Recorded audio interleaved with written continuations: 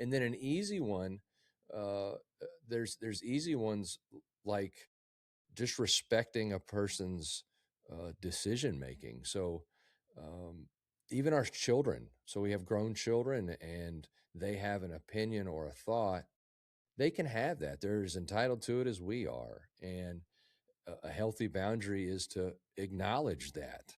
And if they share something, if you cheer for one side of a political spectrum and they cheer for the other, you just got to respect that.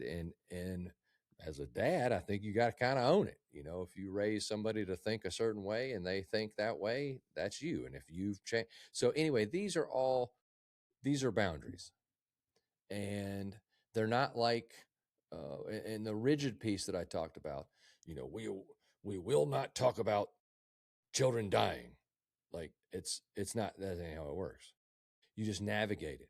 It's a process like the rest of the stuff we discuss.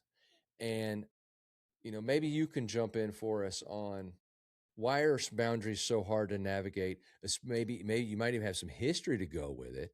Yeah. Why in the hell, I don't know if your parents are that way. My mom didn't understand a boundary, and I don't think her parents, I know her parents didn't understand boundaries, especially her mother, and they're both great women.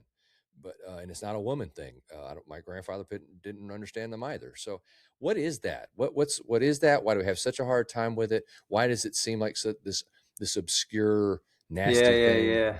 Yeah, it's a good question. I think it's all in our language.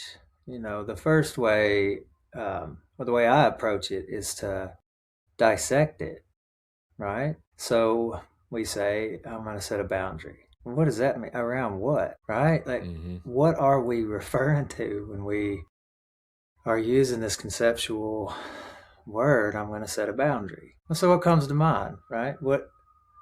Uh, uh, about around what? What am I drawing a circle around? Like what comes to mind? Oh, for me, if you're asking it, what?